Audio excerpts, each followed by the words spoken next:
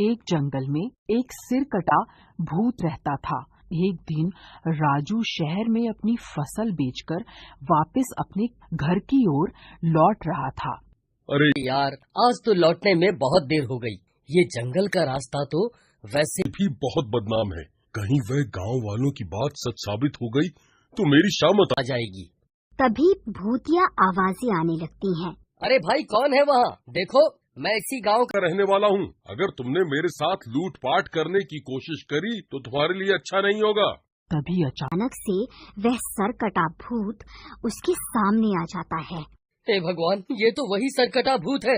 अब क्या करूं?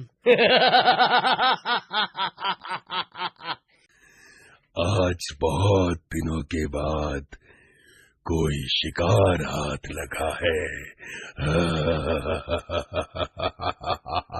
आज तो मजा ही आ गया।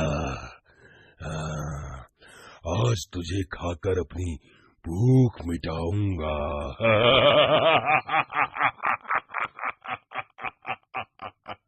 अरे भागो रे, ये तो मुझे कच्चा ही खा जाएगा।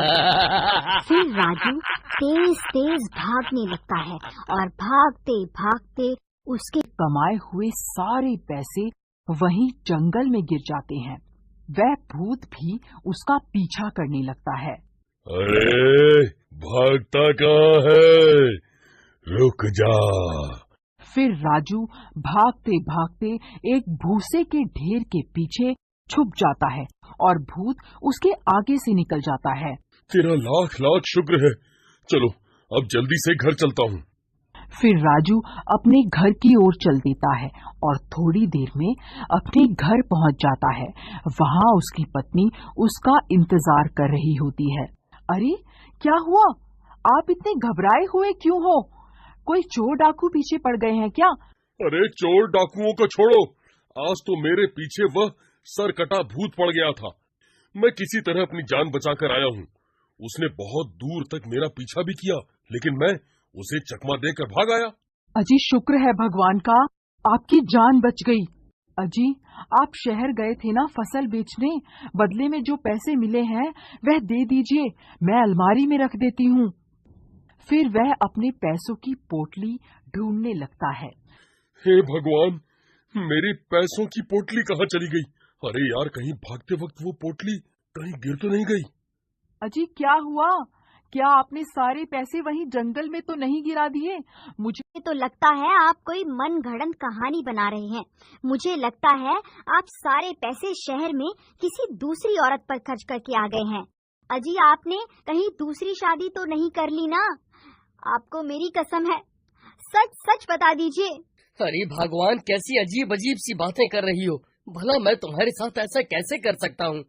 भला तुम्हारे रहते मैं दूसरी शादी कैसे कर सकता हूँ? मैं सच बोल रहा हूँ, मेरा यकीन करो। सच में मेरे पीछे सरकटा भूत पड़ गया था।